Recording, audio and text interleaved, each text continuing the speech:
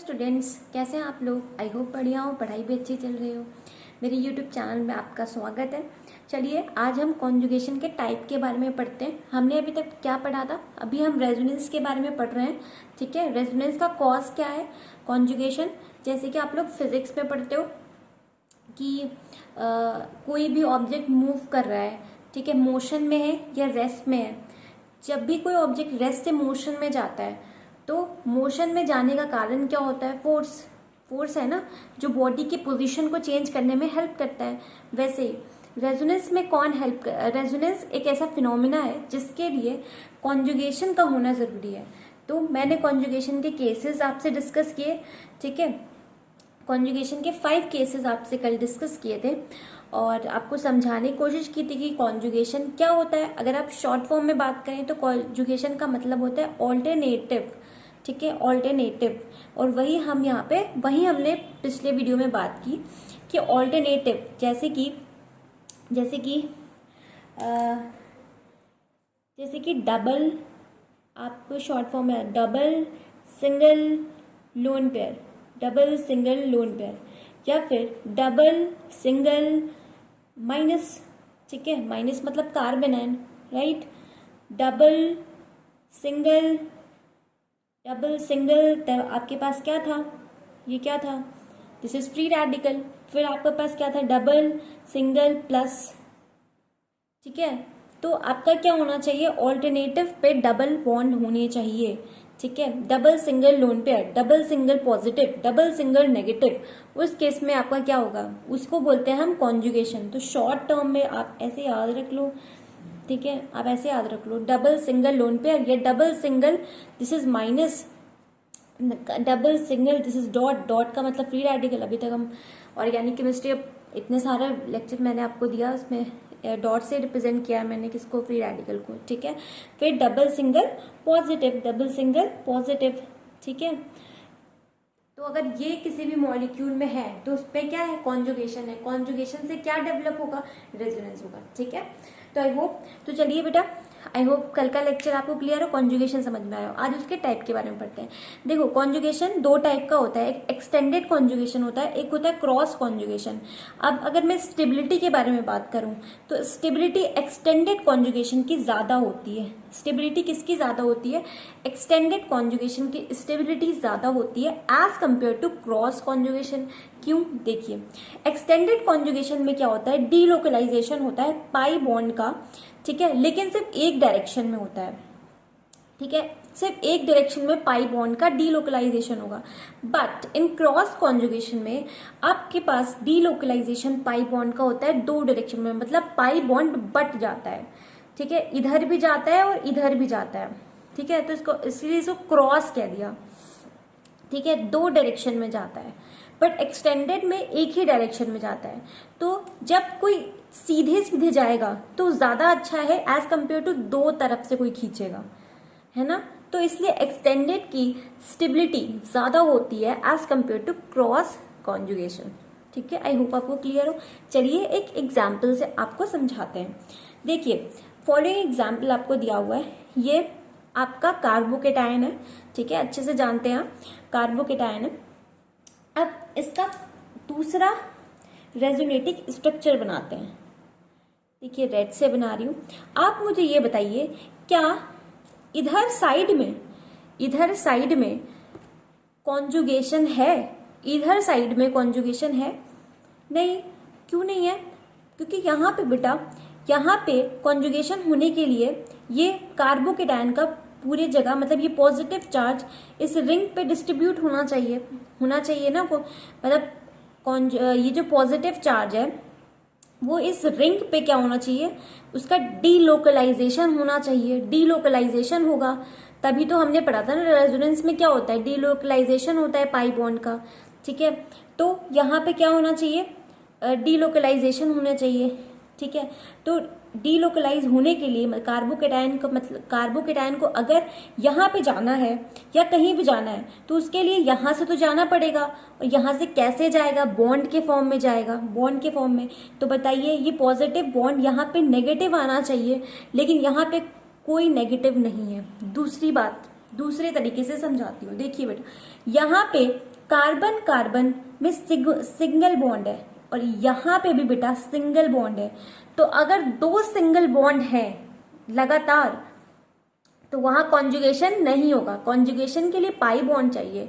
पाई अभी मैंने आपसे बताया था डबल सिंगल होना चाहिए, ठीक है, ऑल्टरनेटिव पे होना चाहिए। डबल सिंगल लोन पे, double single positive, double single negative, ऐसा होना चाहिए। ठीक, अब आइए यहाँ पे, तो यहाँ पे देखिए एक डबल एक सिंगल, फिर देखिए कार्बोकेटायन।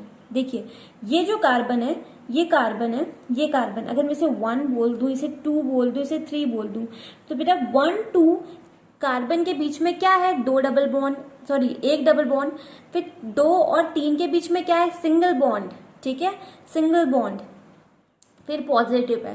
तो इसका क्या हो जाएगा, तो ये जो पाई बॉन्ड है वो यहाँ टूट जाएगा, ठीक है, ये जो पाई बॉन्ड है वो यहाँ टूट जाएगा। तो इसका स्ट्रक्चर ऐसे नहीं हो जाएगा। देखिए जब ये पाई बॉन्ड इधर टूट गया तो इधर क्या आया, नेगेटिव चार्ज। नेगेटिव चार्ज कैसे आया, कल के वीडियो में बताया है। तो यहाँ पे नेगेटिव चार्ज आएगा और ये कार्बोकेटायन यहाँ डीलोकलाइज हो गया। देखा आपने, कार्बोकेटायन कहाँ डीलोकलाइज हो गया, इधर, और इधर तो पाई बॉन्ड था ही। ठीक, एक रेजोनेटिंग स्ट्रक्चर इसका ऐसा बना। फिर देखिए क्या इसका दूसरा रेजोनेटिंग स्ट्रक्चर होगा, ठीक है, यहाँ देखिए। अब क्या करेगा, अब यहाँ पे आपको नेगेटिव चाहिए। अब यहाँ पे आपको नेगेटिव चाहिए, क्यों, क्योंकि पॉजिटिव नेगेटिव में क्या बनेगा, बॉन्ड, तभी तो क्या होगा, डीलोकलाइजेशन होगा। और डीलोकलाइजेशन ही क्या होता है, रेजोनेंस होता है। ठीक, देखिए अब यहाँ पे पाई बॉन्ड, यहाँ पे नेगेटिव आ गया तो ये पाई बॉन्ड बन गया, ये ऐसे था। अब पॉजिटिव चार्ज इस वाले कार्बन पे आ गया, इस वाले कार्बन पे आ गया, तो इतने ही क्या बनेंगे, रेजोनेटिंग स्ट्रक्चर। तो बेटा पाई बॉन्ड जो ये पॉजिटिव चार्ज है, इसका जो ट्रांसमिशन है, यानी कि इसका जो डीलोकलाइजेशन है वो किस डायरेक्शन में है, दिखाई, ग्रीन से दिखा रही हूँ, दिखाई, यहां से यहां है, ठीक है, यहां से यहां है, आखिरी बार यहां पे आया है, देखिए, ठीक है। तो यहां से यहां पे आ रहा है, तो यहाँ पे एक ही डायरेक्शन में, देखिए 1 डायरेक्शन है, मैंने यहाँ मेंशन किया है, 1 डायरेक्शन में ये इसका क्या होगा, ट्रांसफर होगा, ठीक है, ट्रांसफर होगा। इन शॉर्ट देखिए ये पाई बॉन्ड यहाँ पे था, फिर पाई बॉन्ड यहाँ पे है, फिर पाई बॉन्ड यहाँ पे आ गया, ठीक है। यहाँ तो हम कार्बोकेटायन के बारे में बात कर रहे हैं, ठीक है। तो पॉजिटिव चार्ज का ट्रांसफर क्या हो गया, एक डायरेक्शन में हो गया, है ना। तो वही यहाँ पे वही बात हो रही है कि यहाँ पे देखिए मैंने कार्बोकेटायन एग्जाम्पल लिया है, ठीक है।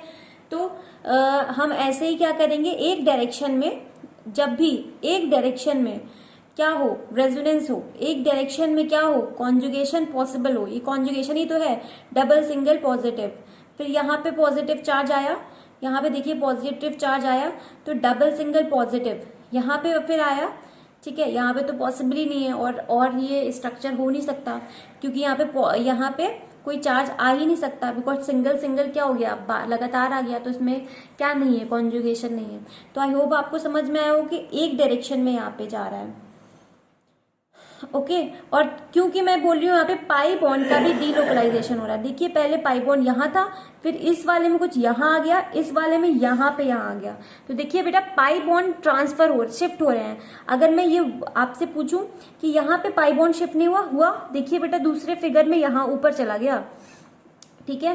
फिर तीसरे फिगर में क्या हुआ, तीसरे फिगर में देखिए यहां से शिफ्ट होके यहाँ पे आ गया, और ये वाला ऊपर का ऊपर रहा, तो पाई बॉन्ड का क्या हुआ, डीलोकलाइजेशन हुआ, ठीक है, ठीक है, सिर्फ एक डायरेक्शन में। आई होप आपको क्लियर है, ठीक है। देखिए अब नेक्स्ट पे क्रॉस कॉन्जुगेशन के बारे में बात करते हैं।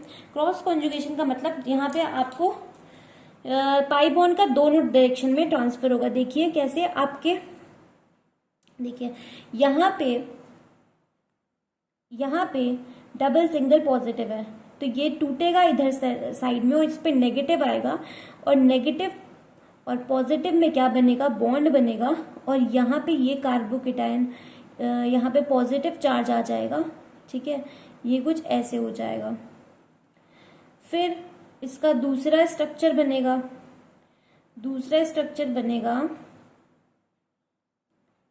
ये आया पॉजिटिव, और फिर ये यहाँ से, फिर जब यहाँ पे ये क्या आ जाएगा पॉजिटिव, तो आगे क्या होगा, आगे क्योंकि यहाँ पे सिंगल बॉन्ड है तो यहाँ पे कोई नेगेटिव नहीं क्रिएट हो पाएगा, तो इसलिए यहाँ पे ये रुक जाएगा।